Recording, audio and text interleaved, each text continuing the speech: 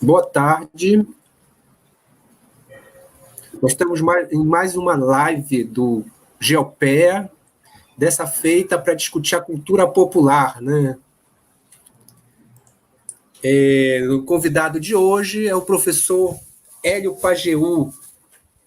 Ele se apresenta como professor, como bibliotecário, como ator e como escritor, né? Pajeú nasceu em Exu, em Recife, né? Em Pernambuco, bem próximo aí de Recife. Lá onde nasceu Luiz Gonzaga. Além de ator, escritor, ele se diz bailarino aposentado, mas ele é um exímio dançarino, né? Ele possui doutorado em 2014, lá pela Universidade Federal de São Carlos, e mestrado também lá pela UFSC. Ele é graduado em Biblioteconomia e Ciências da Informação pela Universidade Federal de São Carlos.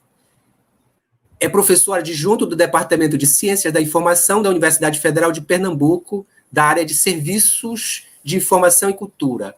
É membro de 2 grupos de pesquisa, do GG, Grupo de Estudo do Gênero e do Discurso, e é líder do Laboratório de Investigação Bakhtinianas, relacionados à informação e cultura. Então, é um exímio bakhtiniano também, além de dançarino, ator, escritor, né? Ele desenvolve pesquisa na área de teoria e análise linguística e da informação, com ênfase nos estudos bakhtinianos, né? Ele atualmente é diretor de cultura da Pró-Reitoria de Extensão e Cultura da Universidade de Pernambuco, né? A nossa live de hoje tem 2 intérpretes, a Natiele e a Silvana. A Silvana que está aqui com a gente agora nesse momento. Nós agradecemos de antemão a presença delas 2. Vai ter uma fala inicial de cerca de 40 minutos a 1 hora do professor Pajeú, e depois dessa fala a gente vai abrir para perguntas e até para intervenções. Nós vamos fazer um pouco diferente a live hoje. Nós vamos... a pessoa que quiser entrar ao vivo com a gente, nós vamos colocar o link do StreamYard, que é por onde nós estamos transmitindo para o YouTube, e aí a pessoa entra ao vivo com a gente, faz a pergunta, faz a sua colocação e obtém uma participação e a resposta do professor Pajeú. Professor Pajeú, muito obrigado pela sua disponibilidade, né? E agora a gente passa para você fazer a sua fala, e depois a gente conversa, né? Depois a gente pergunta, né? Obrigado. Boa tarde a todos que estão aqui nos acompanhando nessa live. Eu queria agradecer primeiramente ao Grupo Geopea pelo convite em participar aqui com vocês. Agradecer a Anchieta pelo convite de estar aqui conversando um pouco sobre esse tema que eu tanto gosto, a cultura popular carnavalizada como lugar de resistência. E vou falar um pouco do trabalho de pesquisa que vem desenvolvendo ao longo desses anos voltado para a cultura popular, aqui em Recife, com um recorte da minha tese, né, onde eu analiso uma parte do Galo da Madrugada, como se dá essa resistência no Galo da Madrugada a partir do pensamento de Mikhail Bakhtin. Queria agradecer às 2 intérpretes por estarem aqui fazendo esse trabalho tão bonito de acessibilidade. Então, muito obrigado e boa tarde a todo mundo. Espero que seja uma conversa bem proveitosa. Quando a Anchieta me convidou para fazer essa fala, eu aceitei, mas sempre eu falo que tem tanta gente por aí que tem mais experiência do que a gente para falar sobre determinados temas, mas como gosto muito, a gente tem uma relação muito boa entre os grupos de pesquisa. Falei, eu vou lá, vou falar sobre esse tema que eu tanto gosto. Então, a gente falar de cultura, hoje é extremamente essencial, né, mais do que nunca, nesse contexto que a gente está vivenciando, da pandemia decorrente da Covid-19, que nos mostrou mais do que nunca a importância do lugar da cultura, do homem nesse lugar, como constituinte das relações e como constituído desse diálogo que se dá entre o outro, né? Cultura, de um modo geral, é um termo muito polissêmico, amplo, de bases epistemológicas diversas, e tem um percurso longo sobre o conceito, né, que não dá para a gente ficar discutindo aqui.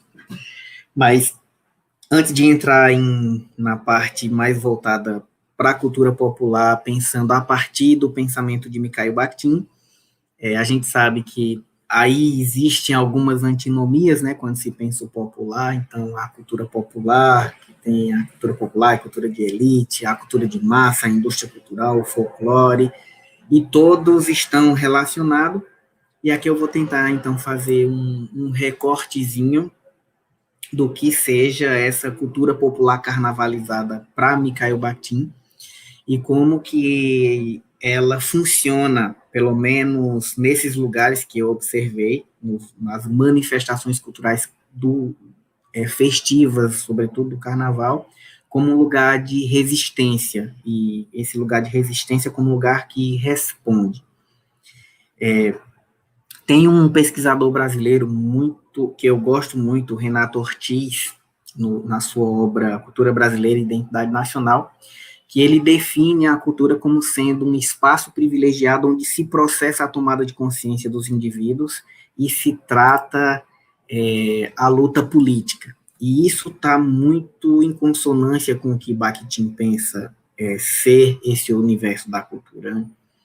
Paulo Freire também, ao falar da cultura, vai por uma perspectiva de praxis, de vivência do mundo, que se aproxima muito do que Mikhail Bakhtin pensa, ao dizer que a cultura é o acrescentamento que o homem faz ao mundo que ele não fez. Então, respondendo àquela concepção de cultura positiva, como cultivo, como a tríade de relação homem, Deus e natureza.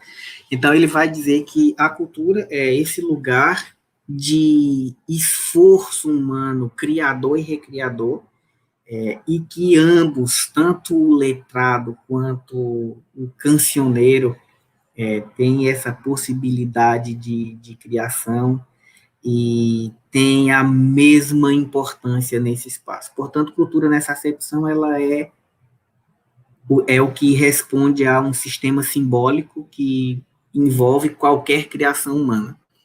A gente tem visto, mais do que nunca, a cultura se transversalizar em todas as áreas, mas por um longo tempo, os estudos em relação à cultura se pensava numa perspectiva de uma separação ainda positivista, né, que Bakhtin vai criticar muito, sobretudo na sua obra Para uma Filosofia do Ato Responsável. Aquela separação de dois mundos que seria a cultura e a vida. E aí ele vai pegar esse lugar de pensar as duas esferas se dando em conjunto e vai se dedicar a ela ao longo de sua obra, cada hora um enfoque diferente. E aí, nesse livro, Para uma Filosofia do Ato Responsável, ele vai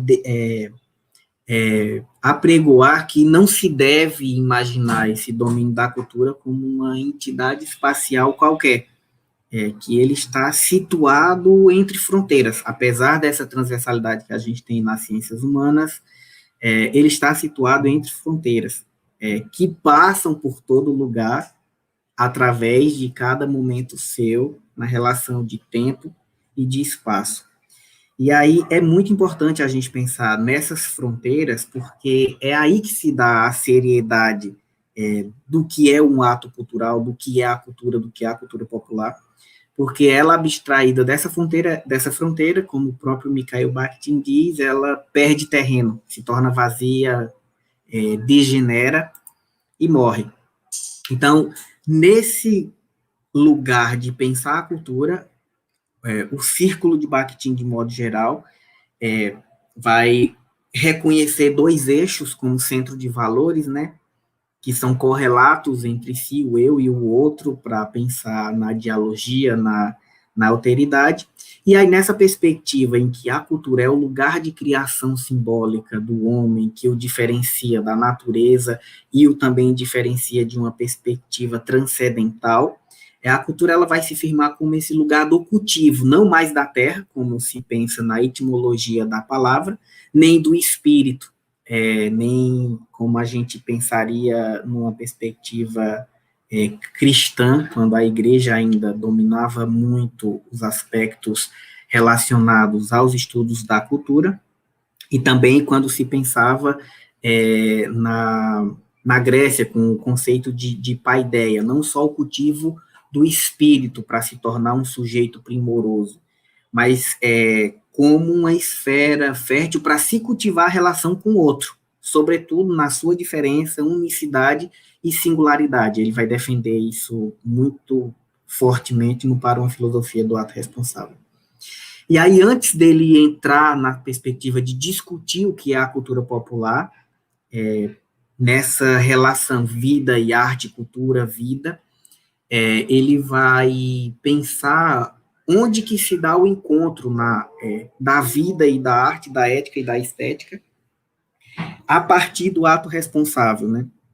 Então, para ele, o ato responsável se dá nesse processo do agir dos sujeitos no mundo, uma necessidade de ocupar um lugar que é singular e que é único, que está dentro da esfera ética. Então, para Bakhtin, a ética corresponde ao espaço das decisões cronotópicas no aqui e agora concreto do agir dos sujeitos.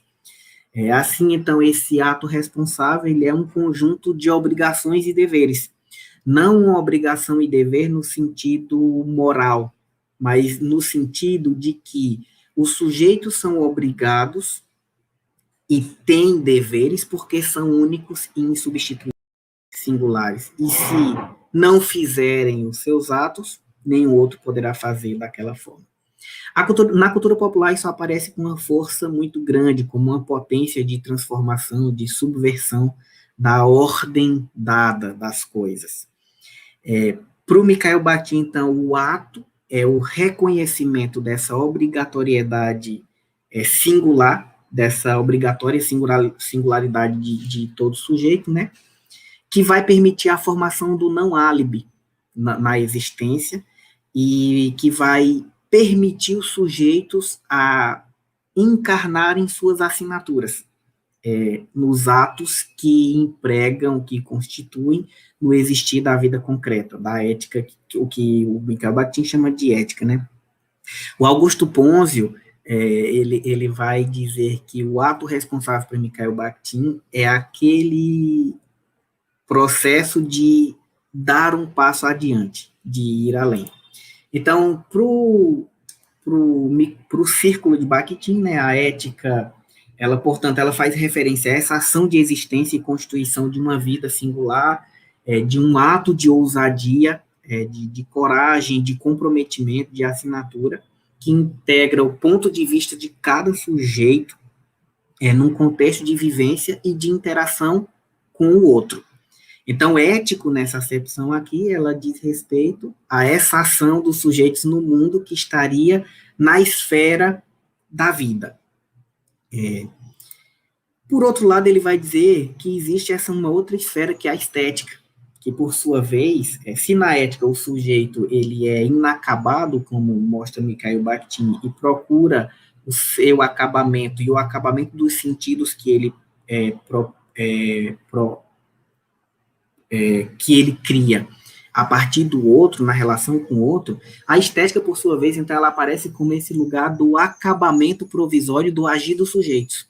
Se o ato é irrepetível e é único, na esfera da vida, da ética, na esfera estética ele pode se repetir.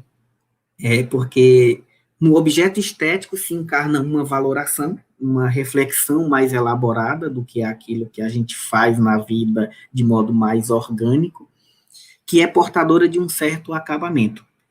Não essencialmente acabado, né, mas acerca de uma ética que o sujeito desempenha pela linguagem. Então, pela linguagem, nessa concepção estética, ela vai resultar de um processo que representa o mundo sob um ponto de vista exotópico do sujeito, de um posicionamento onde ele enxerga o mundo com um adequado distanciamento e pode rever os atos que são únicos e irrepetíveis na vida, mas que na esfera estética podem, como um ato estético, serem representados.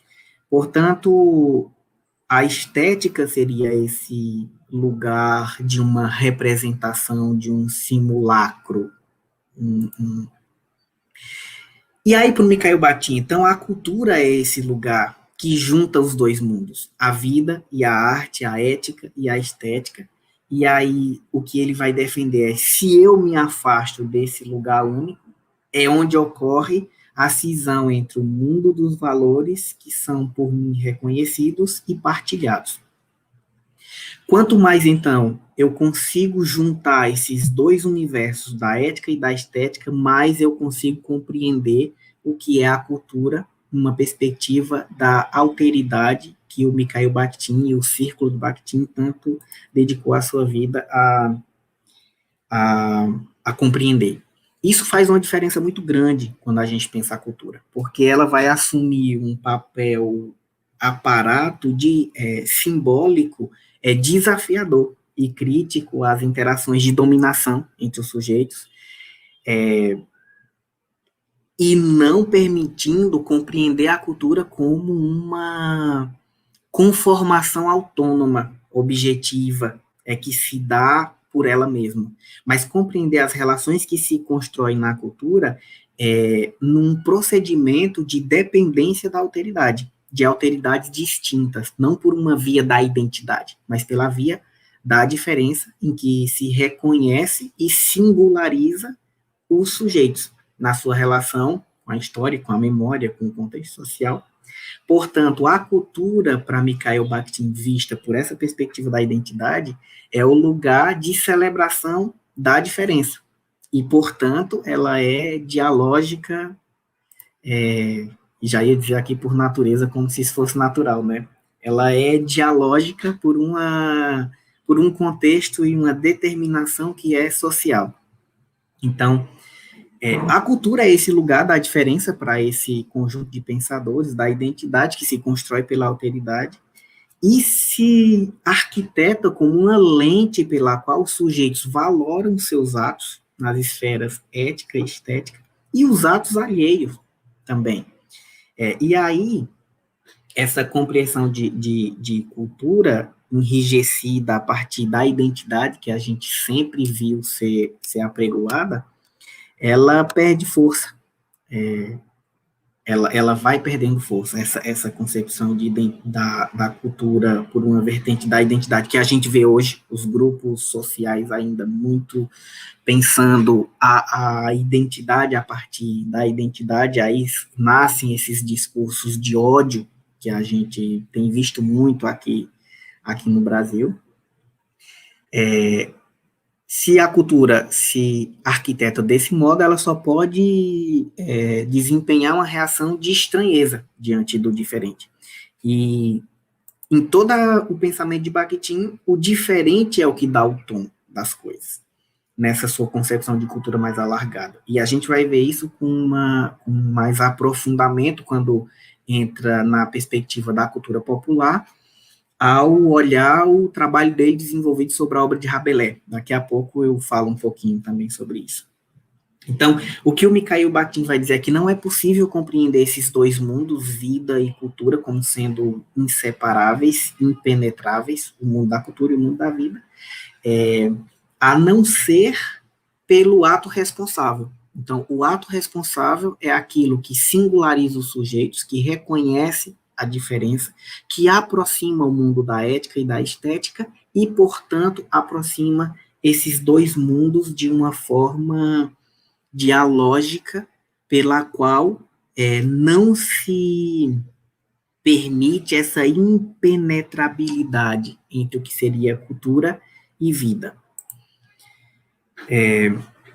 Desse modo, então, ele vai pensar a cultura como um evento concreto, material que pertence à história, está diretamente ligado aos fatos sociais dessa história, dessa memória, aos grupos, de modo sistemático.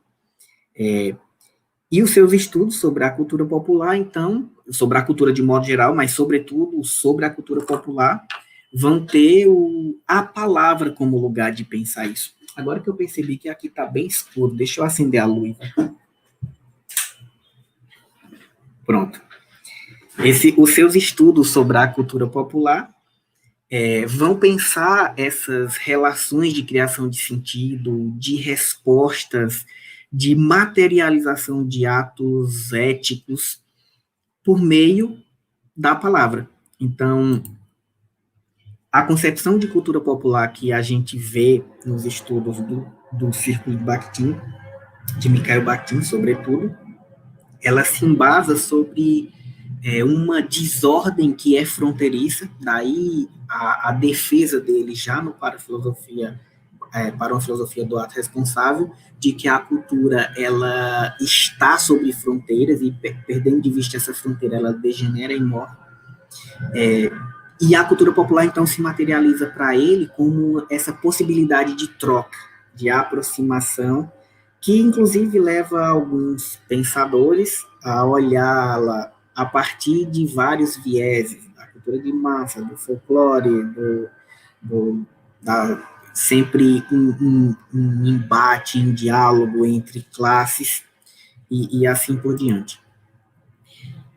Para o Mikhail Bakhtin, o sentido de popular, ele não se concentra nos objetos, como a gente vê em alguns outros autores que estudam a cultura popular. Isso ele deixa muito claro já no Marxismo e Filosofia da Linguagem, quando vai discutir o objetivismo abstrato e o subjetivismo idealista. Popular, então, ela não se configura como um monopólio dos setores populares. E o Canclini também vai falar isso muito bem, que o popular não é vivido pelos sujeitos populares com complacência melancólica com as tradições, né? A preservação pura das tradições não é sempre recurso do popular para se reproduzir, se reelaborar os sentidos. Então, a gente ainda vê a cultura popular numa perspectiva de senso comum, de achar que o que é popular só está relacionado ao que é tradicional, sempre fazendo uma alusão, uma ponte com adjetivos de atraso, de subalterno. O Mikhail Bakhtin não vai olhar a cultura popular dessa forma. A gente sabe que o povo sempre despertou o interesse nos estudos como um elemento asseverador da supremacia burguesa, né? Porque ele perturba, porque ele azucrina, e aí ele funciona como um posto daquilo que é inculto, aparentemente, carregando toda aquela coisa que lhe falta, aquilo que procura rebaixar, abolir da sociedade. Por outro lado, esse mesmo povo, ele também estimula uma cultura própria, marcada pela inventividade, pela inquietação, pela vivacidade, pelo movimento, e é exatamente esse lugar de movimento, de subversão, que Mikhail Bakhtin vai olhar nos lugares que ele vai procurar compreender o que é esse movimento que constitui a cultura popular, que ele vai definir nas suas obras. Portanto, o popular aqui, ele está atrelado sempre a tensões e oposições entre aquilo que aparentemente pertence a um domínio central de uma elite ou de uma cultura dominante e a cultura periférica.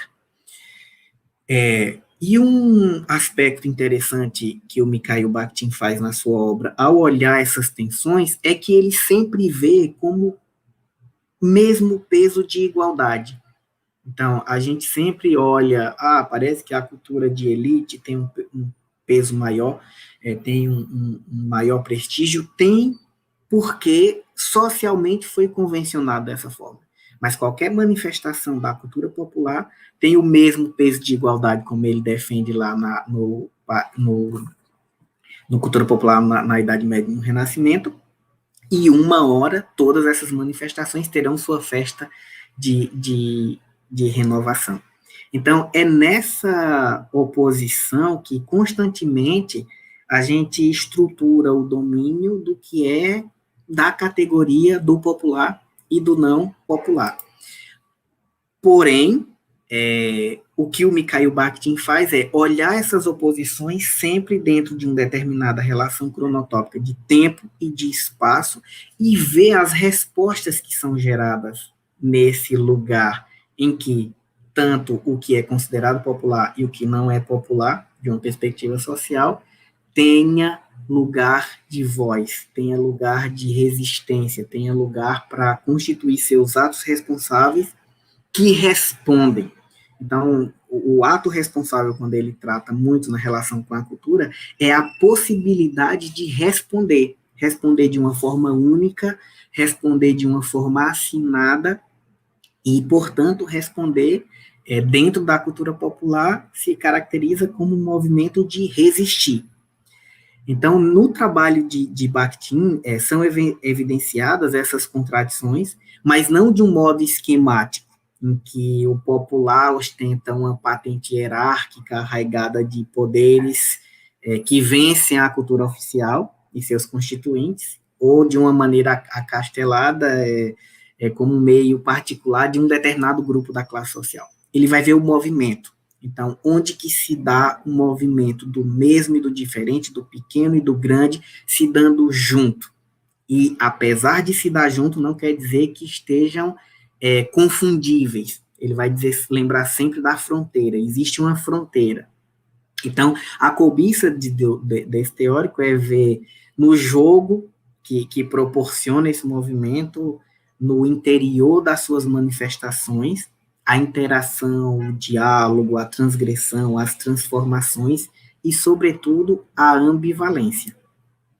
Para isso, como ele elege a palavra como lugar de se compreender a cultura de um modo geral, ao olhar para a cultura popular, ele não faria diferente. Então, na sua obra A Cultura Popular na Idade Média e no Renascimento, com o texto de François Rabelais, ele vai olhar a partir de um objeto estético, a obra do escritor francês, como que se dá esse lugar de resistência na Idade Média, em que os grupos vistos como populares, como subalternizados, como marginalizados, respondiam na praça pública, apontavam o dedo para o usurpador e colocavam seus atos responsáveis em prática. Resistiam, de certo modo. Então, para isso, ele se vale da palavra e vai olhar, então, na obra do Rabelais, um objeto estético, até porque o ato ético evidenciado naquele espaço já aconteceu, não é mais possível de se ver, a não ser por meio da esfera estética de representação. Ele vai olhar as formas dos ritos e espetáculos, as obras cômicas verbais e as formas do gênero do vocabulário familiar grosseiro. Para isso, ele vai fazer um percurso que vai definindo o que ele chama de cultura popular. A primeira perspectiva é as imagens do realismo grotesco, o riso, e como esses dois elementos vão constituir um outro que ele vai chamar de carnavalização. Então, ele vai olhar isso nos festejos populares, sobretudo nas festas de rua, na praça pública. E também, no meu trabalho de pesquisa, eu acrescentei um outro elemento como sendo um desses elementos que geram resposta, que geram resistência, resposta como resistência, dentro de uma manifestação da cultura popular, especificamente o que eu olhei aqui no meu doutorado, que foi o Galo da Madrugada, mas que a gente observaria isso em qualquer outra manifestação, que é o amor. Então, eu elegi, a partir de Mikhail Bakhtin, para ver como que se dá a resistência dentro das manifestações da cultura popular aqui em Pernambuco, as imagens do realismo grotesco, que ele já faz em Rabelais, o riso, a carnavalização e o amor como possibilidades de se responder, marcando a assinatura, considerando a diferença, a singularidade do outro e responder de forma que se resista aos dogmas, a toda a ortodoxia, e, sobretudo, ao conservadorismo que se instala de um modo horroroso em nosso país hoje. Então, eu como pesquisador e como sujeito, tenho levado isso como uma forma de resistência, de resposta, para não definhar. Então, ele vai dizer que na cultura popular a gente encontra esse sentimento de relatividade universal, em que eu tenho o pequeno e o grande. Vou mostrar isso daqui a pouco em algumas imagens que eu selecionei da festa de carnaval aqui em Pernambuco. Do superior e daquele que parece insignificante, do que parece ser ficção e do que parece ser real, do físico e do espiritual, do sentimento de nascimento, de crescimento, de desenvolvimento, de declínio, de começo, de fim, do desaparecimento. Então, o que ele vai dizer é que na cultura popular a gente vê esses movimentos. É um lugar que o movimento ele é perene, ele se dá para renovar as possibilidades de resposta dos sujeitos a partir da relação com o outro. É na cultura popular, então, que ele vai enxergar essa inquebrantável alegria de viver que anima a própria natureza humana. Ele vai fazer uma outra obra, no marxismo mesmo, a defesa da ideologia do cotidiano e da ideologia oficial, pensando nas superestruturas e nas infraestruturas, mostrando que todas elas com o mesmo peso de consciência. Uma hora, aquilo que parece insignificante toma um outro sentido, uma dimensão, e vira o jogo na perspectiva de resistir ao que está dado. Quando eu comecei a fazer essa pesquisa, eu me lembro em 2000 e primeiro ano que eu vim para aqui, para Pernambuco, eu ainda morava em São Paulo, apesar de ser daqui, fui estudar lá, e aí eu vim para aqui para coletar dados sobre o carnaval. E aí eu fui participar de um seminário que estava tendo, já tinha lido toda a obra de Mikhail Bakhtin, já tinha lido vários teóricos que tratavam de cultura popular, então achava que sabia um pouco sobre cultura popular. E aí me deparei com um seminário organizado pela Prefeitura do Recife, que convidou os foliões, alguns brincantes, que fazem parte de agremiações aqui do Recife, que são dirigentes de agremiações, para falar um pouco das suas experiências. E me deparei nesse seminário com o Manuelzinho Salustiano, que é um cabra arretado daqui de Pernambuco, que está à frente do maracatu tradicional, maracatu rural, aqui de Nazaré da Mata. E aí eles soltam uma definição. Isso aqui não está escrito em nenhum livro.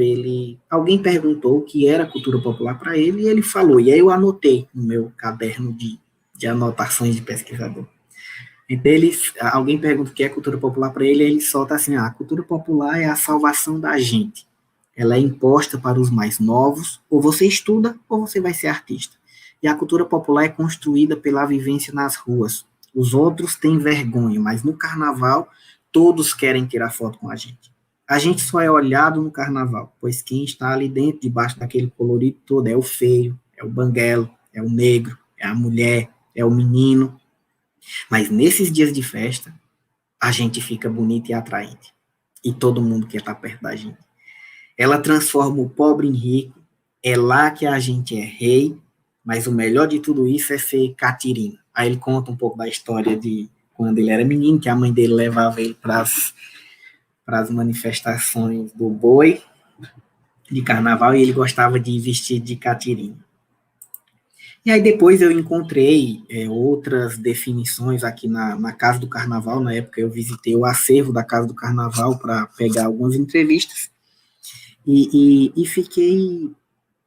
Isso desconcertou toda a minha cabeça, a perspectiva do que era cultura popular, olhada por uma perspectiva positiva ainda, positiva da cultura letrada, e olhar a cultura popular a partir do viés de quem vive essa cultura popular. Eu tenho a impressão que Mikhail Bakhtin, apesar de ser um teórico respeitado, um filósofo de respeito no mundo todo, ele fez isso, ele tentou olhar a cultura popular por uma perspectiva da vivência da vida. Então, tendo a vida como lugar do nascedouro dos discursos, onde se dão os embates, todos esses embates, e aí ele vai tentar compreender essa cultura na Idade Média por meio da obra do François Rabelais. E é quando ele nos adverte, há uma fronteira interna. Então, isso que Manuelzinho nos diz na fala dele, é lá que a gente é rei, é lá que a gente é Catirina, é onde tem o feio e o bonito, é onde as pessoas olham para a gente. Há um ajuntamento dos sujeitos, mas há uma fronteira interna que delimita esses mundos, que delimita esses espaços. Mesmo estando lado a lado, convivendo nesses dias, porque a gente vê uma separação ao longo do resto do ano, considerando o carnaval ele faz isso, ele quebra com a ordem das coisas. Porém, eles não se confundem. O sujeito que é o usurpador, que está no meio do carnaval, ele continua usurpador. E aí, esse sujeito que aparentemente se acha pequeno, que é valorado como pequeno, que é valorado como popular, numa perspectiva escamoteada e não numa perspectiva do jogo, como Mikhail Bakhtin faz, ele encontra uma possibilidade de resistir e de responder, olhando no olho daquele que de certo modo, o oprime. Mas eles não se misturam. Então, o que Mikhail Bakhtin vai dizer é que a cultura popular é o lugar onde a gente encontra o palácio e a praça pública, em ambivalência, onde eu tenho o mesmo e o diferente interagindo numa mesma relação de tempo e espaço. Portanto, ela é o lugar do destronamento, do que ele vai chamar de carnavalização, que é a subversão da ordem dessas coisas dadas, que não se pode, que não se deve, por meio do que já está engessado numa superestrutura. Então ele vai olhar para o cotidiano como sendo a potência das mudanças. A potência das mudanças da vida que ressoa na esfera estética e faz com que esses dois universos, ética e estética, se misturem, possibilitem a interação entre sujeitos de mundos completamente diferentes, mas em peso de igualdade, sem valorar um maior ou melhor do que o outro, mas considerando que cada um tem a possibilidade de resistir e de responder. Nessa perspectiva, ele vai olhar para as festas, e tem uma passagem muito bonita da cultura popular na Idade Média, em que ele vai fazer uma analogia com os sujeitos, com os tonéis de vinho, em que ele vai dizer que os tonéis de vinho explodiriam de vez em quando se eles não fossem destampados, se não se deixassem penetrar um pouco de ar. E o homem, ele é exatamente desse jeito. Então, são tonéis de vinhos, de uma sabedoria popular, que encontra sempre em estado de fermentação. E aí é preciso, então, dar-lhe esse ar, a fim de que ele não estrague o próprio homem. Então, a festa, ele vai dizer que a festa é esse lugar de fermentação do homem. A vida é esse lugar de fermentação do homem. As relações cotidianas é esse lugar de fermentação do homem. Sobretudo o carnaval. Então, ele vai analisar o carnaval lá, as festas carnavalescas lá na Idade Média, que permite aos sujeitos terem uma liberdade, ainda que provisória, de constituírem bufonaria, de admitirem a tolice, para em seguida regressar a esse lugar da seriedade, mas com possibilidade de responder. Então, Para ele, a carnavalização é um movimento dual de decomposição do sujeito e das suas relações. Está no cerne da cultura popular. De destruir, de compor, de permitir o jogo, de perder-se e encontrar nessa relação com o outro o estabelecimento de um diálogo efetivo entre os corpos no mundo da vida, no mundo da cultura, concebendo uma nova percepção do mundo. É isso que ele diz que é a carnavalização das coisas, do mundo dos sujeitos. É a libertação total de uma seriedade gótica, que a gente vê muito forte no período da Idade Média, por exemplo, a fim de abrir caminho para uma seriedade nova, livre, lúcida, que tem os sentidos da relação com o outro, como a possibilidade de construção dos sentidos do mundo, da vida e da cultura. Então ele vai dizer que nesse universo da carnavalização se tem as imagens do realismo grotesco, que é o que vai destronar tudo aquilo que parece ser o sério. Então, para ele, o que é o realismo grotesco? É o que não é estático, aquilo que se esforça para exprimir o que ainda vai vir, o crescimento, o inacabamento perpétuo da existência, que é essencial na vida, mas que quando vai para a estética, na ética, quando vai para a estética, aparece um acabamento provisório, ao mesmo tempo, parte que olha esse movimento dual, do que nasce, do que morre, do que tem dois corpos num corpo só, da geminação que desaparece e faz aparecer o novo. Então, ele vai dar o exemplo da velha grávida, que dá a vida e em seguida morre. Então, para ele, o grotesco e a carnavalização é todo esse movimento que destrona a seriedade e subverte a ordem das coisas dadas. E é a partir do corpo que a gente consegue evidenciar esse movimento nas ações que se desenvolve em relação ao outro, como tudo aquilo que abre o corpo para um sentido outro não engessado, como o acasalamento, a gravidez, o parto, a velhice, o comer, o beber, as necessidades fisiológicas, a barriga, o falo, os seios, tudo aquilo que vai sendo tornado sério nas relações dialógicas da vida cotidiana. E aí ele vai olhar que essa perspectiva das representações do realismo grotesco, ela se dá de uma forma topográfica no próprio corpo do sujeito, que interage tanto na vida, tanto na ética quanto na estética.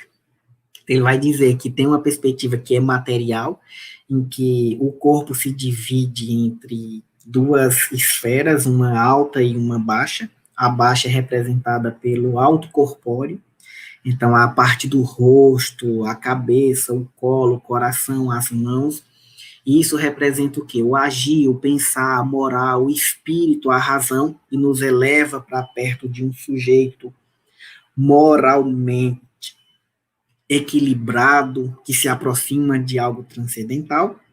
E o baixo seria, então, a barriga, os órgãos genitais, o traseiro, os pés, o exagero, que representa as necessidades fisiológicas, os orifícios, o parto, a prenhez, o ato sexual. Então, essa parte corpórea da cintura para cima, ela representa a seriedade, o palácio. Essa parte baixa, de rebaixamento, representaria, então, o riso, que estaria mais voltado para a praça pública. E uma perspectiva cósmica, que é esse alto que representa a razão, o pensar, ele se aproxima da perfeição do céu, portanto, de um ser transcendental, e aquilo que se aproxima do baixo, olha para a terra como um princípio de absorção, que morre, que nasce novamente, de ressurreição. Então, seria o alto, o sério, o baixo, o riso, esse alto se aproximando de Deus, de uma perfeição, e esse baixo se aproximando da terra, da morte, para renascer. Nessas esferas cósmica e material, a ética e a estética, elas estão ligadas de um modo indissolúvel na arquitetônica dos objetos, das relações, sobretudo os objetos estéticos que a gente vai ver. E aí o grotesco, então, aí, ele vai denunciar os modos de vida dos sujeitos nas manifestações culturais. Daqui a pouco eu vou trazer umas imagens do Galo da Madrugada para tentar exemplificar um pouco isso que eu estou falando. Então, ele vai dizer que o grotesco, ele rebaixa, ele pega aquilo que é sério, a seriedade enrijecida, o sisudo, e transforma em riso.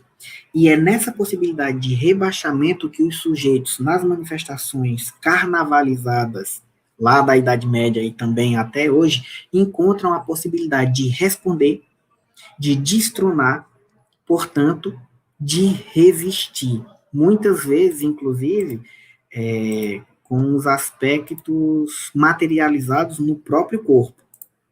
Então, essas imagens do realismo grotesco que rebaixam, elas se precipitam sempre para baixo, pretendem colocar aquilo que é sério de ponta cabeça, colocar o que é alto no lugar do baixo, colocar o traseiro na frente, tanto no plano espacial como num plano da metáfora. E aí se encontra a possibilidade de responder das duas classes, ou pelo menos de todas as classes que estão em diálogo e interação numa manifestação, como é o carnaval de rua. Então, essa orientação para baixo, carnavalizada, que tem o riso como elemento de resistência, ele se configura como um lugar das próprias lutas, das brigas, dos golpes, que se reviram, que enterram e, ao mesmo tempo, ressecam, matam e fazem renascer. Então, ele vai dizer que a cultura popular é esse lugar úbere para se criar novos sentidos para o mundo, para a vida, a partir das relações com o outro, que é diferente, e como um lugar de resistência. Resistência como resposta.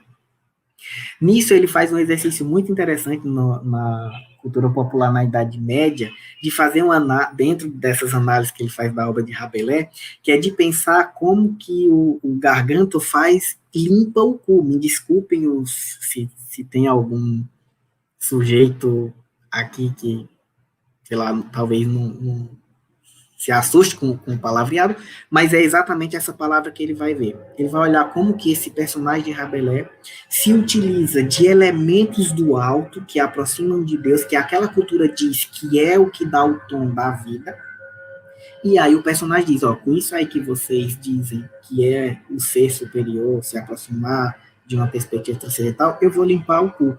Então ele vai fazer uma lista enorme desses objetos, começando pela cabeça. Então ele limpa com o chapéu da mocinha, com o cachecol de veludo, com as cortinas de seda da casa da senhora, com a bolsa do advogado. Então tudo isso que representa uma seriedade, até ir se aproximando de algo mais risível. Depois ele limpa com uma galinha, limpa com uma urtiga, limpa com uma folha de mato, até limpar com o gancinho penugento. Para quem não conhece essa parte da obra de Bakhtin, vale a pena ler, tá lá mais ou menos pela página 325, e é muito engraçado, além da análise que ele faz de como Rabelais encontrou para materializar em sua obra estética um modo de resistência ali na Idade Média, de responder a partir das manifestações da cultura popular. Então, o realismo grotesco, como esse lugar de resposta ele vai colocar ênfase nas partes do corpo em que o corpo se abre para o mundo exterior, para receber o outro, para receber outros sentidos, para constituir outros sentidos. É onde o mundo penetra e sai desse sujeito, através dos orifícios, das protuberâncias, das ramificações, das excrescências, tais como a boca aberta, o órgão genital, o falo, a barriga, e isso vai aparecer muito forte nas manifestações da cultura popular. Da cultura popular, pensando esse lugar em que interagem o mesmo e o diferente numa relação de tempo e espaço. Olhando para isso, quando eu fui pesquisar isso aqui no Carnaval do Recife, eu queria entender o que era que levava esses sujeitos que vivem o Carnaval o ano todo, não é só uma festa para eles, é um modo de vida, que estão à frente de uma troça carnavalesca, de um clube de frevo, de um maracatu, de um afoxé, de um caboclinho. E aí eu fui percebendo que existia uma relação de amorosidade. E essa amorosidade é o que faz esses sujeitos saírem todo ano na rua, no período do carnaval, mas também vivenciar nas suas comunidades o ano todo essa ética carnavalesca que é resistir, responder, ter um lugar único. O próprio Mikhail Bakhtin, no Para uma Filosofia do Ato, ele vai dizer que a gente não ama o outro porque ele é bonito, mas ele é bonito porque nós o amamos. Então, esses sujeitos, assim como Manuelzinho Salustiano, que eu li a concepção dele de cultura popular, eles olham para o carnaval como um modo de vida porque eles amam, e é a possibilidade que eles encontram de resistir, de responder ao que se tem o ano inteiro nas suas vidas. Mas não um amor ingênuo, esse amor que a gente pensa, eu amo. Não, é um amor, não um amor como uma paixão fortuita, mas um amor como um ato responsável, como um passo dado além, dado adiante, como uma assinatura, como um posicionamento de cada um que concreto, em que cada um tem um dever de fazer aquilo, porque se não fizer, nenhum outro vai poder fazer da mesma forma. Então, um amor sem indiferença, que olha para o diferente e constitui sentido para aquela relação. E aí eu encontrei entrevistas maravilhosas de Dona Alzira, do Abanadores do Arruda, que é uma troça mista que tem aqui. Dona Alzira, quando a gente organizou Rodas aqui em 2016, ela esteve na abertura, é uma senhora de, se eu não me engano, uma quase 70 anos, acho que ela já tem, negra, forte, e aí ela, numa das entrevistas, ela dizia assim, hoje eu faço carnaval não porque é o meu carnaval, todo mundo que faz carnaval é sem vergonha, eu mesmo sou uma, não tenho nada na minha vida, não tenho casa, não tenho carro, não tenho bicicleta, mas eu tenho frevo, então eu tenho tudo, eu sou uma frevista. Minha vida é resumida ao carnaval, ela diz. Eu durmo e acordo com o carnaval, eu trabalho o ano inteiro com o carnaval. E aí na entrevista ela vai destrinchando um pouco mais, dizendo como que ficou sem o cartão de crédito, estourou o cartão de crédito para pagar isso, ficou sem luz para pagar as roupas da comunidade, para sair durante o carnaval e ter essa possibilidade de responder. Do mesmo modo, a Cristina, do Urso Cangaçá de Água Fria, Cristina Andrade, ela diz assim, o carnavalesco se dá todo, ele não conta, ele não mede distância de passar a noite de sono, acordado, cheirando cola a noite todinha, ele não mede distância de perder seu lazer, de sentar e tomar uma cerveja porque está trabalhando em casa. Ele não mede distância de correr atrás do pessoal, de amanhecer dia cozinhando para dar comida ao grupo de pessoas. Então, no discurso desses sujeitos vai surgindo uma amorosidade que se concretiza como um ato responsável que faz essa manifestação ser uma possibilidade de resposta e não apenas um evento da estética que os turistas chegam no carnaval e olham aquilo, que evento maravilhoso, olha as roupas bonitas e acabadas, não. Para eles é um ato cotidiano, é um ato responsável que permitem eles estarem, inclusive, no centro da cidade de Recife, nesse período, sendo olhado por aqueles que fazem parte da superestrutura, sendo parado na rua para tirar foto, sendo reconhecido a sua diferença. E aí o Bakhtin vai dizer, então, que o riso é esse lugar de constituir uma resposta como ato responsável que resiste dentro da cultura popular. A própria fala do Manuelzinho Salustiano, que eu li aqui ainda há pouco, ele denota isso, o rir de si mesmo e rir com o outro, não aquele riso derrisório, mas aquele riso como uma possibilidade ambivalente, como um juno, como o próprio Bakhtin coloca, de duas faces, que olha para um lado e que olha para o outro, e que liberta não apenas da censura exterior, mas antes de mais nada, do sensor interior que cada sujeito tem. Então, tem isso muito forte, de trazer o riso materializado como uma possibilidade de responder, de resistir, rindo tanto de mim, quanto rindo daquele outro que me oprime e que morre de medo dessa arma poderosa que a cultura popular reconhece como sendo sua. E esse lugar, ele se dá, então, na praça pública. E esses representantes do velho poder, da velha verdade constituída e ortodoxa, morrem de medo de rir. Basta lembrar que, em 2000, no período do golpe, o próprio Michel Temer proibiu a postagem de memes sobre a figura dele, porque ele descaracteriza a seriedade. E a cultura popular, ela não tem medo do riso porque ela ri de si própria. Ri de si própria, ri do outro como possibilidade de resposta e resistência e, sobretudo, ri com o outro. Aqui no Recife, então, a gente tem uma festa popular muito tradicional, não tradicional só no sentido de tradições de raízes, mas que já tem um caminho longo. Mas, num período, essa festa de rua, o Carnaval do Recife, ele passou pelo período da ditadura, como todos os outros, né? E essa festa que era livre, a partir do intrudo, da capoeira que estavam na rua, e causavam medo ao poder, por aglomerar o povo, hoje nem aglomerar a gente está podendo mais, vai se ter um movimento, então, de represar esse movimento de rua, de colocar nos clubes. Então, na década de 70, não tinha mais carnaval de rua por aqui, e essas festas eram resumidas aos clubes, que as classes mais abastadas podiam frequentar, porque era pago.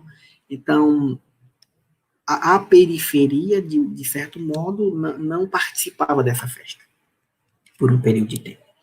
E aí, na década de 70, em 78, mais especificamente, uma família no bairro de São José tentou resgatar esse carnaval de rua, esse movimento popular de resistência em que eu estou na rua e posso dizer o que eu penso a partir, inclusive, do meu corpo. Então, eles se juntam, cerca de 70 foliões, saem numa madrugada. O que sai de logo quando o comércio abre? Então, era a perspectiva de andar pelo comércio do bairro de São José, que é o centro do Recife, pedindo dinheiro aos lojistas. O que sai de madrugada? Então, um galo. Então, o que vai ser? O galo da madrugada. Então, saíam cedo esses sujeitos, vestidos de alma penada. Eu tenho umas imagens aqui, eu vou compartilhar com vocês para vocês darem uma espiada.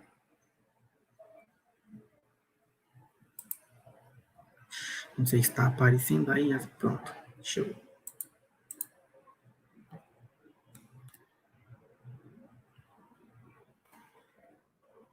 Opa!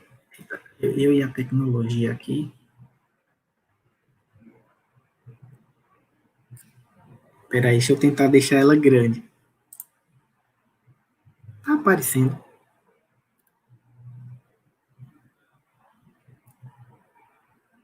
Não, espera aí. Só um segundo.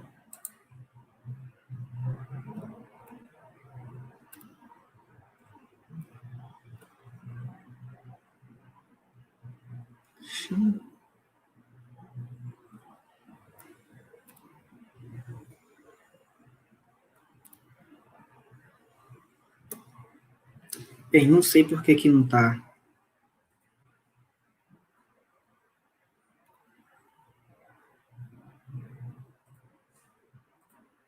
Adiantou nada, Uber, nosso ensaio antes, ó. Bem, não estou conseguindo projetar aqui.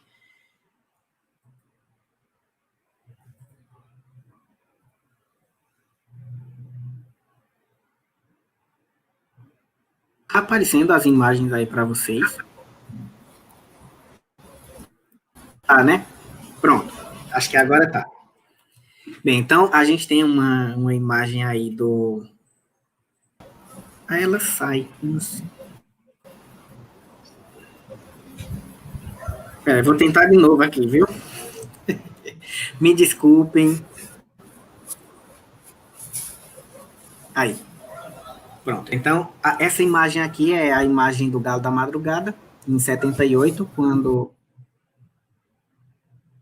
quando os foliões, os 75 foliões saem vestidos de alma penada, para tentar dar um outro sentido para na verdade, nesse ano, saem a família pequena, em torno de 10, 15 pessoas, e ao longo dos anos, esse bloco nomeado de Galo da Madrugada, ele vai aumentando, né?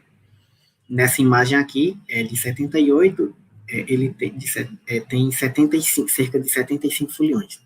E esse Galo da Madrugada, então, ele se torna uma das maiores manifestações popular do Recife. Então, esse aqui é a foto do Galo da Madrugada do ano de 2014, que foi o ano que eu defendi a minha tese. O galo aparece aí pomposo. Então, a cidade abre as portas no sábado de carnaval, coloca um galo gigante em cima da ponte do Arte Coelho, e aí você vê o número de pessoas que vêm reverenciar esse Galo da Madrugada, cada um vestido e materializando no seu corpo signos que respondem a uma determinada ortodoxia. E eles não se misturam. Então, você tem aí o Galo da Madrugada, dá para ver um pedaço dele, é um percurso enorme, aí já é o fim, e a Galinha d'Água. Então, a Galinha d'Água são esses barcos aí aqui na esquerda, onde as pessoas que não querem se misturar no povo, que eu tenho dinheiro, eu tenho um barco, eu vou ali prestigiar o Galo da Madrugada, mas não estou junto do povo ali em cima da torre, nas ruas do Recife. Esse Galo da Madrugada aqui é o de 2018. Então, a cultura popular ela tem essa possibilidade de pensar o riso de si próprio. Então, nesse ano, o Galo da Madrugada foi o maior constituinte de memes que a gente teve aqui em Pernambuco. Então, as pessoas olhavam para o galo e diziam, tá parecendo uma lata de queijo do reino. Não sei se vocês sabem o que é queijo do reino, é um queijo que vem dentro de uma lata.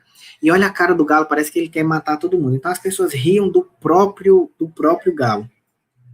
E ao longo do galo, a gente vai ver um conjunto de corpos carnavalizados que encarnam o riso como uma arma de defesa e de resposta à ortodoxia colocada na vida de um modo geral. Aí a gente vê os gigantes. Essa daqui é uma imagem que eu gosto muito, e que ele mostra, então, os sujeitos rindo de si próprio e rindo daqueles que parecem ser o modelo de acabamento, de perfeição, de beleza. Então, você vê um sujeito aí que materializa no seu corpo todas aquelas imagens que o Mikhail Bakhtin traz como sendo de uma carnavalização, fazendo alusão a uma cantora que insiste e quer ser padrão, tá dentro dos padrões exigidos pela sociedade. E também o outro aí, um homem que vem rir da fragilidade dessa masculinidade, da masculinidade frágil que a gente constitui hoje como um discurso, mas como uma resposta para dizer, olha aqui, ó, eu estou grávido e o meu filho vai se chamar Neymar Neto. Então, você tem um conjunto de respostas aqui de resistência. Então, a gente tem um homem negro, gordo, que a sociedade insiste estar fora dos padrões, rindo de si mesmo e respondendo como uma forma de resistir a esse discurso ortodoxo que está aí, que está sendo dado na sociedade, né? Tido como uma verdade. Essa daqui é uma imagem que eu gosto muito. Um homem vestido de vaca, no meio do galo da madrugada. Dá um pouco de dó quando mas eu estou analisando aqui não os direitos dos animais, mas o discurso que a imagem traz como resposta, como resistência. Então, a gente tem um homem vestido de vaca, com um bebê, que não é uma vaca, é um bode, e com uma caixinha de leite. Então, a gente tem muitas vozes falando aqui, resistindo, muitas vozes dizendo algo muito potente. Eu posso ser mãe, eu posso ser vaca, eu posso... Por que é que eu não posso ser mãe de um sujeito que é diferente? Se eu sou vaca, eu só posso ser mãe de um bezerro. Por que eu não posso ser mãe de um bode? E o fato de eu não poder dar leite, eu posso dar um leite de caixinha. Então, a gente tem um conjunto de respostas aqui, de resistências materializadas nessa foto. Isso aqui, acho que, se eu não me engano, nem é o Galo da Madrugada, é o desfile das Virgens de Olinda, que resiste a um conjunto de vários discursos que a gente vê consolidados na sociedade como resposta, como resistência de dizer, apesar de tudo, eu estou aqui. Esse daqui também, muito parecido com aquele outro que eu já mostrei. Agora, esse daqui, ele configura uma resposta também de uma outra classe. Então, a gente vê aqui, isso se deu na época do programa Mais Médicos, com toda aquela crítica ao governo, ao programa e tudo. Então, você vê um conjunto de sujeitos enunciando, resistindo também, ainda que um discurso que talvez não apareça progressista, de quem é de esquerda, por exemplo, mas um discurso muito direcionado, uma resistência muito grande. Então, um conjunto de médicos dizendo o que eles acham dos médicos cubanos. Então, médico cubano. Aqui tem uma resposta, aqui tem uma resistência. E a gente está vendo que, isso foi no Galo da Madrugada, que não é de um conjunto, de uma classe que vive na periferia, que está escamoteado de certo modo, que tem seus direitos negados. Então, a gente vê aquilo que Mikhail Bakhtin diz, as classes, o pequeno e o grande, o mesmo e o diferente, se dando no mesmo lugar do que ele chama de cultura popular e resistindo. Então, portanto, a resistência, ela diz respeito a todos os sujeitos, e não só aqueles que, por vezes, a gente pensa serem os inferiorizados ou de uma cultura subalterna. Essa caracterização aqui no corpo diz muito sobre os próprios sujeitos, diz muito sobre o que eles pensam sobre o programa, sobre o governo, inclusive sobre o outro. E também numa perspectiva de resistência, resistindo àquilo que eles consideram ser o opressor deles. Essa outra fotografia da década de 90, em que a gente vê algumas drag queens no meio do Galo da Madrugada, se dando naquele espaço em que esses sujeitos ainda só podiam enunciar, constituir seus atos responsáveis em lugares fechados. Então, você vê um desfile, um ajuntamento desses sujeitos de liberdade, ainda que provisória.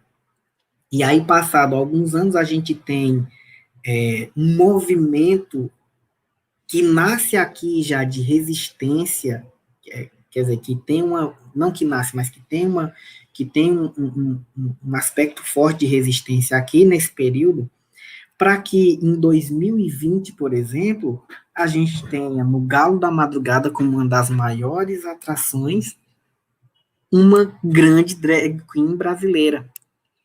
Então, esse movimento de resistência que aparece aí com um conjunto de sujeitos aparentemente pequenos, sem força, diferentes, e aí diferentes olhado por uma perspectiva derrisória, olhada pelo outro que oprime, faz com que os sentidos vão se modificando a tal ponto de que, anos depois, a atração principal seja uma drag queen, que representa um conjunto de uma minoria, que na verdade não é minoria, muito grande, e que se sente representado nesse lugar que começou com 16 pessoas e foi aumentando, e hoje se configura como o maior bloco do mundo, com 1.600.000 pessoas anualmente saindo das ruas. Então, isso demonstra muito claro aquilo que Bakhtin diz, que cada manifestação da cultura popular espera pela sua renovação dos sentidos. E daqui a pouco pode ser qualquer outra. O Galo da Madrugada pode uma hora perder força e vir uma outra manifestação que até então a gente olha e parece ser algo pequeno, algo miúdo. Então, é isso que o Bakhtin chama ser a cultura popular. Essa possibilidade de luta de todos os sujeitos, do grande, do pequeno, do mesmo, do diferente, do palácio e da praça, se dando de modo junto, mas ainda tendo as suas fronteiras que os separam. E aí a gente vai ver, então, nas fantasias dos foliões, essa perspectiva do riso, da carnavalização, do rebaixamento, como uma possibilidade de resposta. Vou passar rapidinho aqui, porque eu já estou tomando tempo mais do que deveria. Então, as críticas ao contexto político da aposentadoria, as críticas aos estocadores, aos discursos presidenciáveis, então aqui você vê estocadores de vento. Então, a possibilidade de rir daquele que parece ser o seu opressor. Então, provavelmente, esses sujeitos aqui olhavam para a presidenta Dilma e ela era a opressora deles. Então, eles vão para a rua para resistir, para responder, para fazer seus atos responsáveis e para rir, como um riso ambivalente, um junho de duas faces, que olha para lá e que também olha para cá.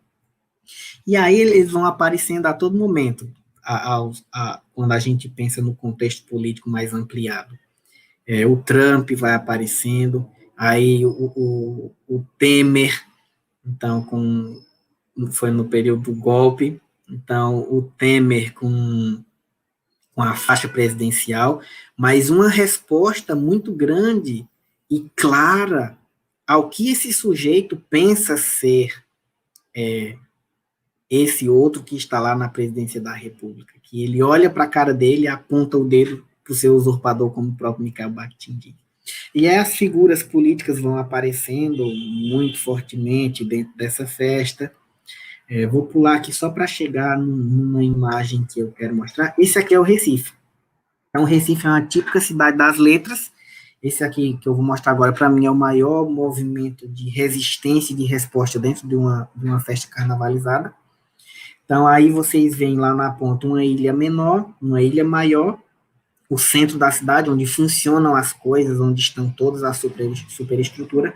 Essas duas torres ali ao fundo, aqui, são as torres onde o menino Miguel caiu há pouco tempo, foi noticiado por todo mundo, morreu, porque a mãe foi obrigada a ir fazer um passeio com o cachorro da patroa.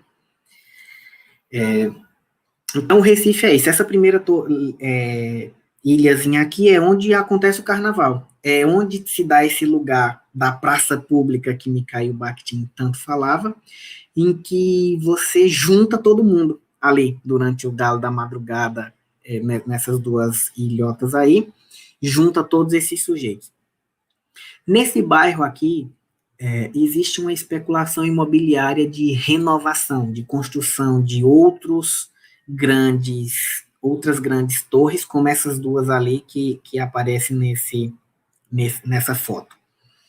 Então, as construtoras doidas para desapropriar terrenos, construírem lá ao fundo, a gente vê Boa Viagem. E aí, esse aqui é o Marco Zero de noite com a junção de todo mundo. Esse daqui seria o modelo do Novo Recife. Esse projeto de uma construtora, de um conjunto de poder daqui da cidade do Recife, ele começa a circular e vai fazer com que respostas apareçam dentro da festa de carnaval. Então, no Galo da Madrugada de 2014, aparece essa troça empatando Tua Vista, aí encontrando com Eduardo Campos, em que eles se vestem de prédio e procuram os sujeitos, sobretudo os políticos no meio da festa, para impedir a passagem deles, para empatar e dizer, olha, é isso que vocês estão fazendo com o Recife.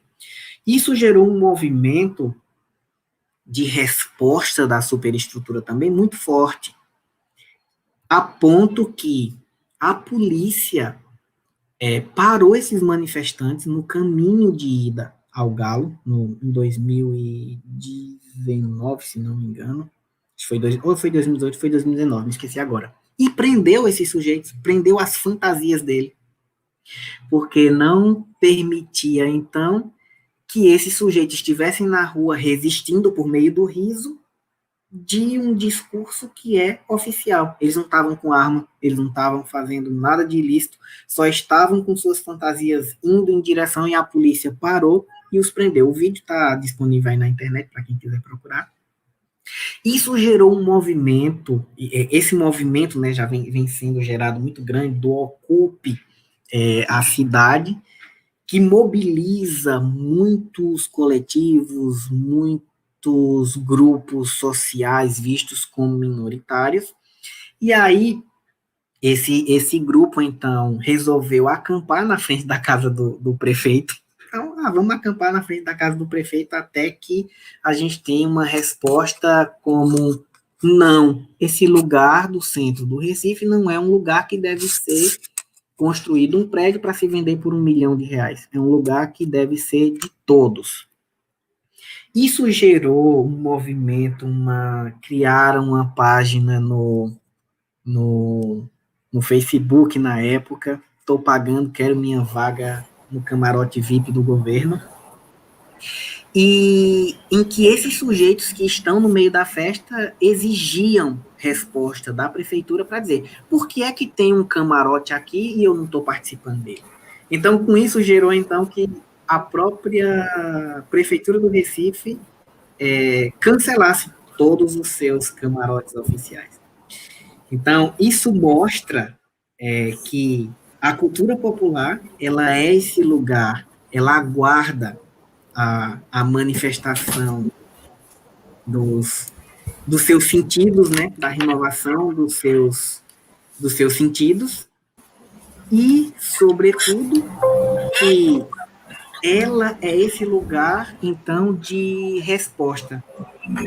É esse lugar em que os sujeitos podem resistir em forma de ato responsável, podem lutar e fazer com que essa esfera da ética e da estética se encontrem nesse lugar de luta. Então, estou vendo a Anchieta aqui. Anchieta, ultrapassei o tempo que tu me deu. É um tema que eu gosto muito, eu disparo falando e não vejo a hora passar. Quando já estava aqui. Mas era para mostrar isso, que a cultura popular vista por essa perspectiva de Mikhail Bakhtin, ela é um lugar de resistência como resposta de uma luta, de um ato responsável que permite o mundo ser valorado por uma outra perspectiva. Então, eu queria agradecer demais pelo convite, pela possibilidade, agradecer a quem ficou aqui até agora me escutando e agradecer pela parceria de sempre. Obrigado, camarada. Obrigado, Pajeú, né? Acho que foi maravilhosa a sua exposição. Eu nem percebi o tempo passado, quero dizer isso, né? Nós vamos agora abrir para perguntas. Eu queria começar com uma, né? Então, quem quiser...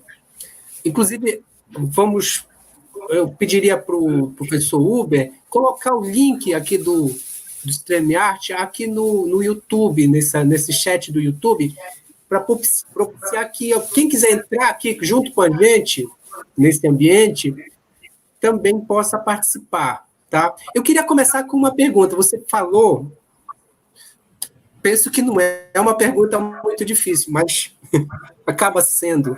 Você contextualizou o Carnaval de Recife, né? O Galo da Madrugada, para mostrar o conceito de carnavalização.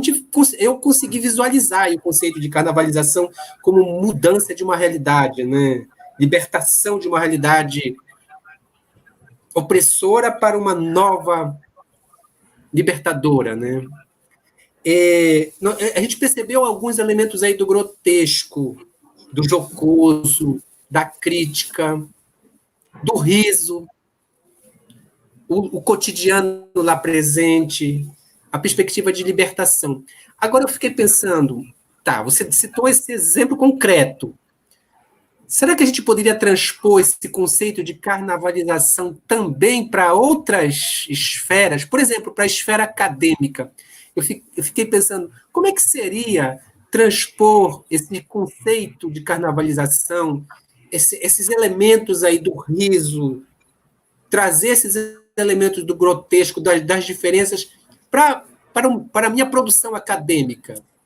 Uhum. Como seria um professor que implementasse isso na produção acadêmica, enquanto orientador e os seus alunos? Como seria uma produção que desenvolvesse a carnavalização lá na produção acadêmica?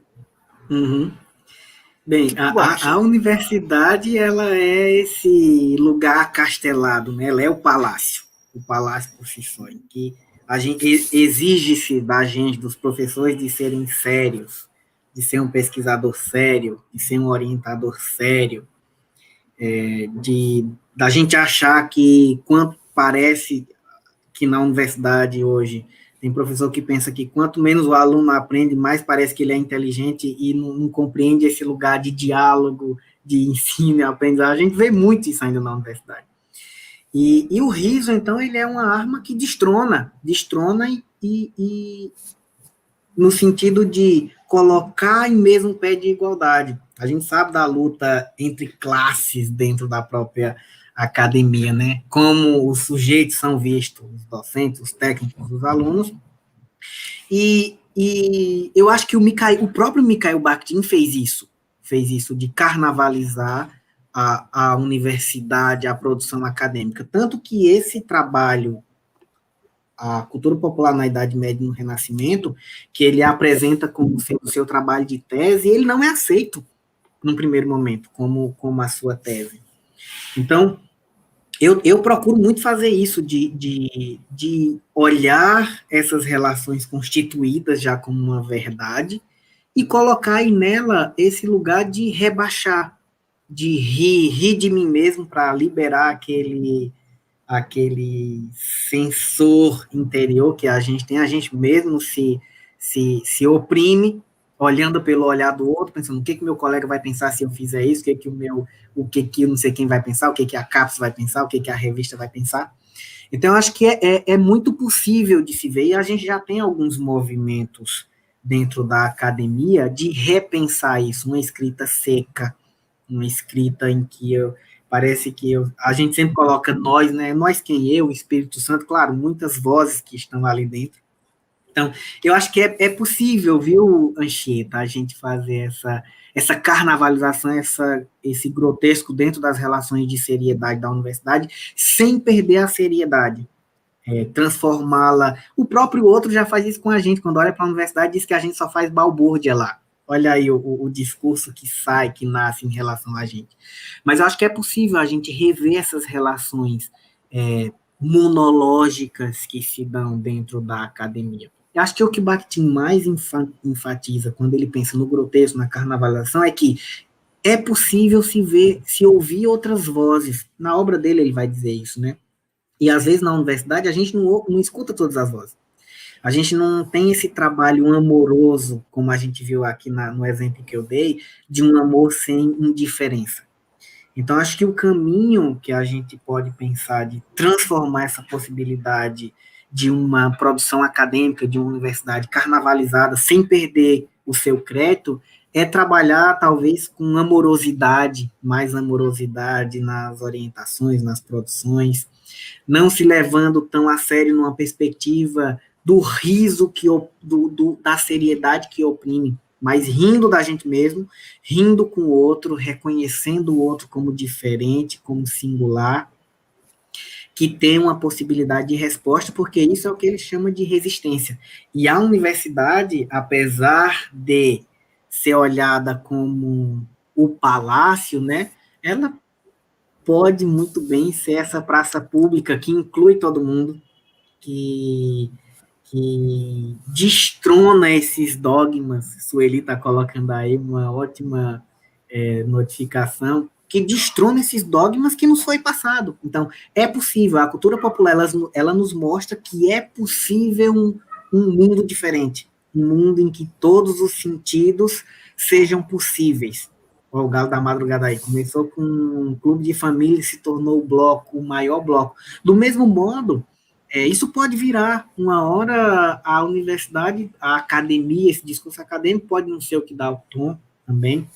A perspectiva é pensar que é sempre um conjunto de vozes, de escuta de vozes, com amorosidade, de rebaixamento dos dogmas, de quebra da ordem das coisas, de subversão das verdades universais e, sobretudo, de amorosidade. Eu acho que olhar para a academia nesse sentido, a gente consegue ver o grotesco com maior facilidade, com maior clareza, como a gente vê numa festa de carnaval, por exemplo. E aí tem muitos exemplos aí afora, sobretudo, de batinianos, que tentam carnavalizar a academia na publicação de livros, na constituição de falas, na organização de eventos, no próprio modificação dos elementos que constituem esse gênero que é a academia, né? Eu acho que é possível, é um movimento da gente resistir respondendo sempre para garantir que o outro consiga também resistir, também responder e também criar os seus sentidos dentro do mundo. Eu sou péssimo para responder as coisas, viu, Anchieta? Então, assim, resposta, eu não espero uma resposta de mim, não. Eu vou falando que vai aparecendo aqui no meu juízo. Tem uma pergunta feita no chat da Rita, Rita Bentes. Então, professor Pajeú, precisamos de uma política de cultura intensa para vivermos as fronteiras que nos fortalece na diferença por nossas consciências?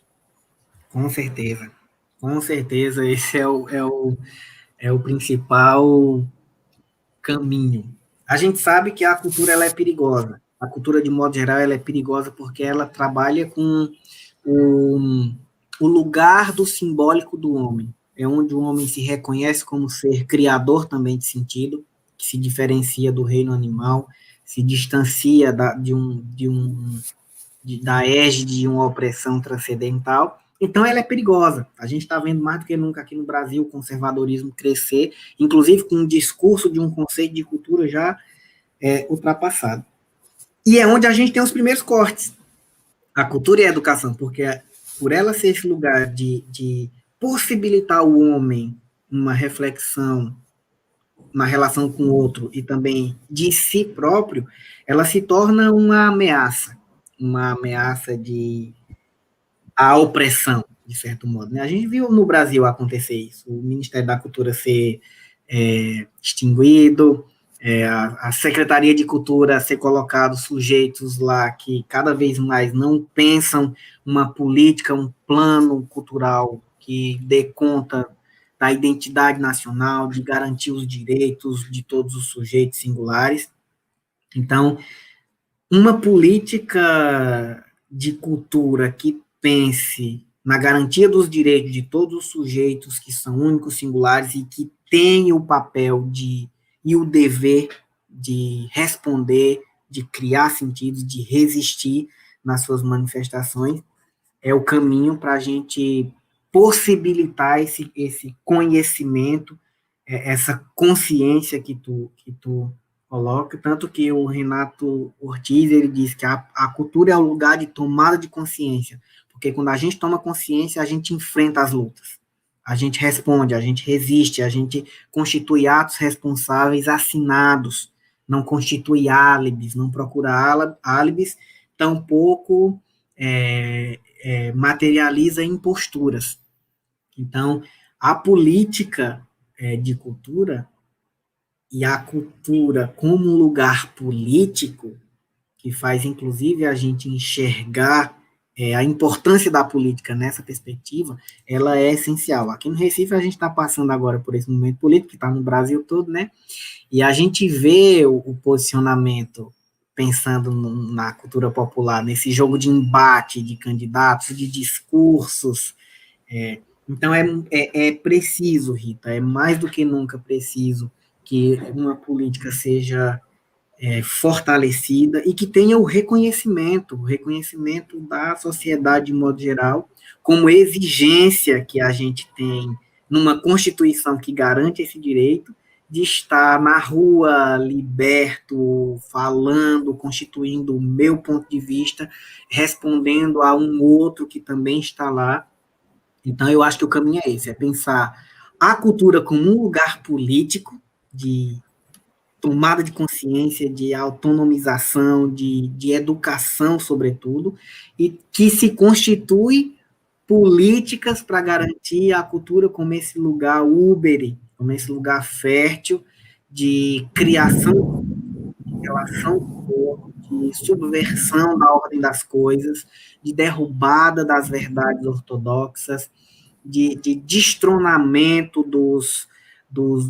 de toda a ortodoxia que oprima o outro, que tolha as liberdades, que tolha as diferenças. Então, eu acho que é essencial. E a gente, como um sujeito único, responsável, que tem dever, deve lutar para isso, para que isso aconteça em todas as esferas, em todas as manifestações. Eu dei um exemplo aqui do carnaval, mas isso pode ser observado a partir do pensamento de Bakhtin em qualquer esfera da vida, para juntar a vida e a segregação, né, de impenetrável dessas esferas. É essencial, e é como um ato responsável nosso de resistência fazer isso. Eu tenho feito sempre que posso. Tem a participação aqui da Sueli. Sueli, pode falar. Liga o teu microfone. Liguei o microfone. Tá. Olá, Sueli. Oi, boa tarde, boa noite, Pajeú. Foi uma delícia. A gente não contou com o seu tempo de fala, porque foi um deleite, sinceramente. O grupo está de parabéns, o Pajeú está de parabéns.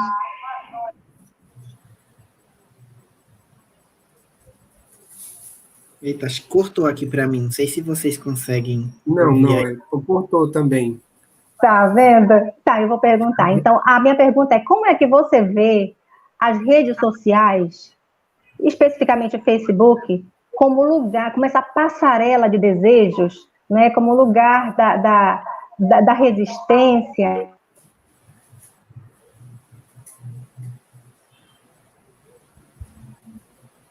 Bem, cortou de novo, mas deu para pegar um pedaço da...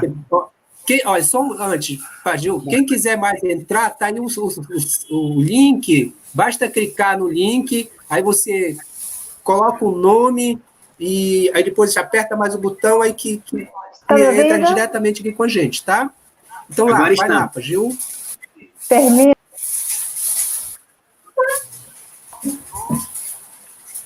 Dá para terminar, será? Termina. Tá. Então, como é que você vê as redes sociais como esse lugar, né, em que transitam tantos desejos, né, essa passarela de desejos, de afetos, desafetos, no lugar de crítica, né, e como lugar de conflito e de embate? Porque a gente tem ali um grupo, né, que de tudo, mas tem um outro que também tem uma defesa bastante extremada. Então, a gente tem ali grupos polarizados. Eu quero saber como é que você vê essa rede, como esse lugar desse espaço não só da carnavalização, da resistência, mas como do próprio conflito. Sim. Eu acho que Bakhtin ficaria doido hoje se tivesse vivendo esse aspecto das redes sociais, sobretudo hoje em que elas tomaram um lugar com muita potência, né?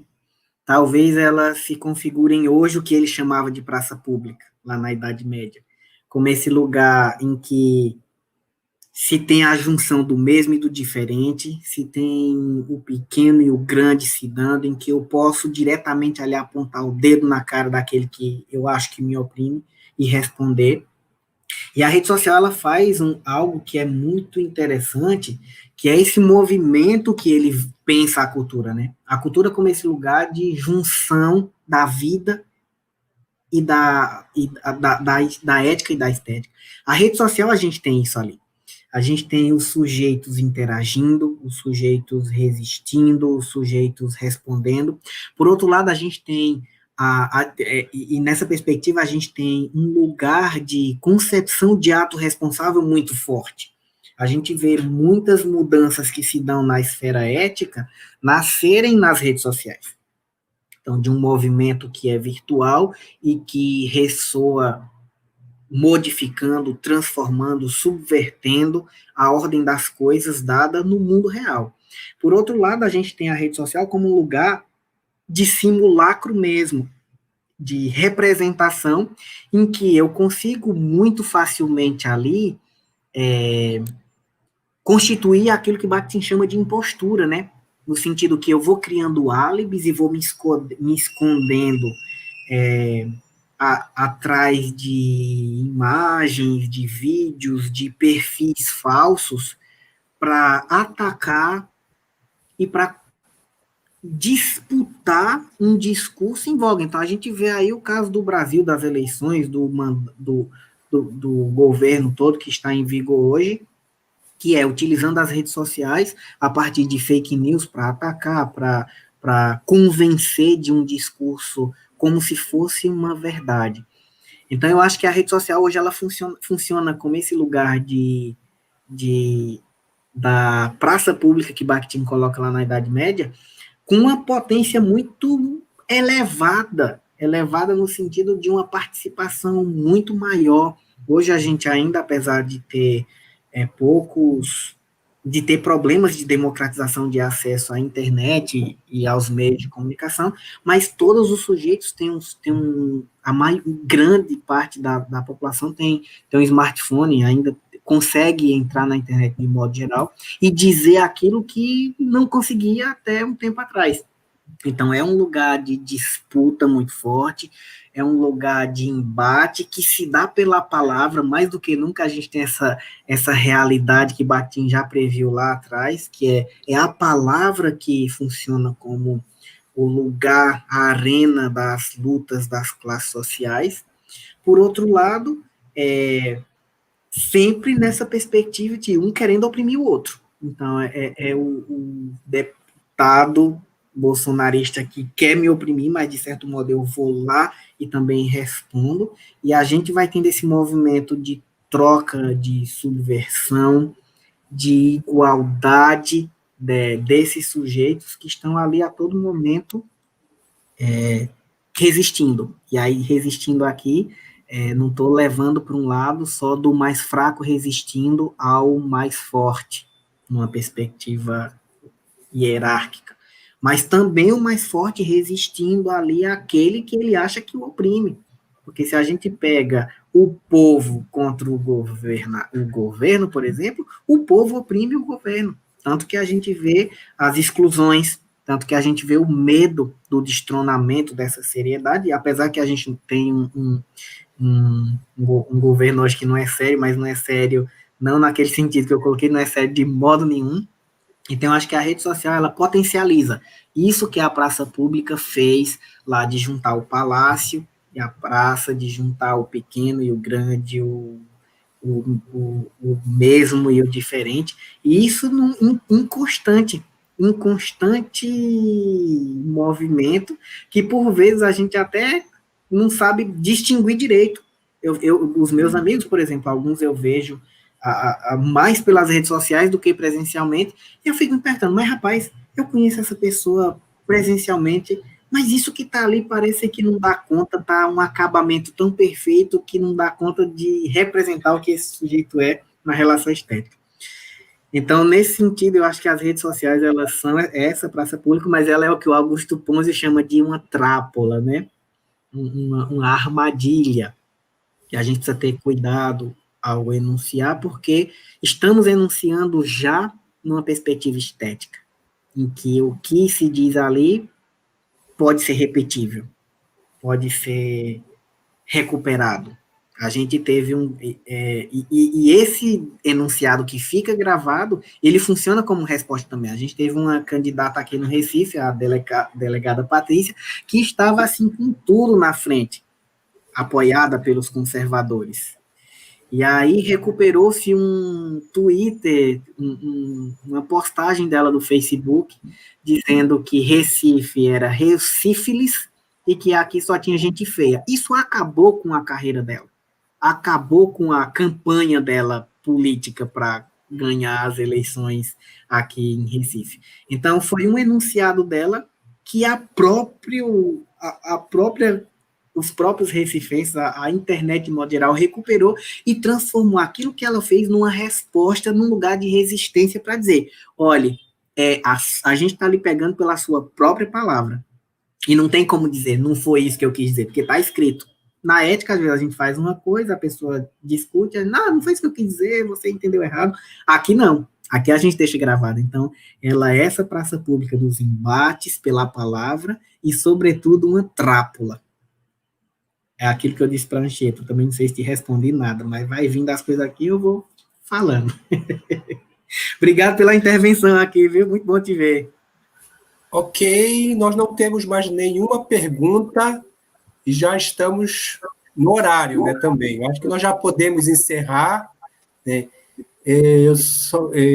No próxima semana de dezembro teremos uma nova live, né?